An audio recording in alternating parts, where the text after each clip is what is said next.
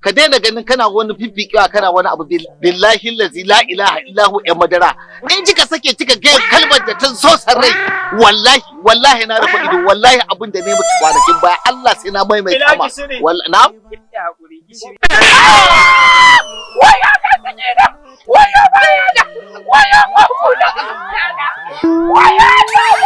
haƙuri yalla bai akasi aka samu kai ka san baka taɓa mu aiki an samu irin wannan ba.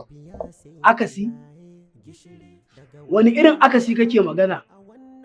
An ba ku aiki kaga in ba za ku iya aikin nan ba kawai ku je ku ajiye mana ba masu.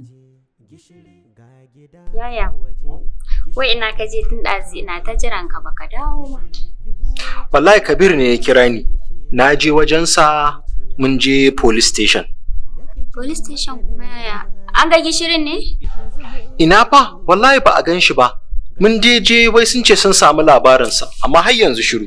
Ya sha wuta fa. Kai, ni wani mugun duka da kame na ce kai mutumin nan ba ya tafi kenan ba wai naga ya tashi.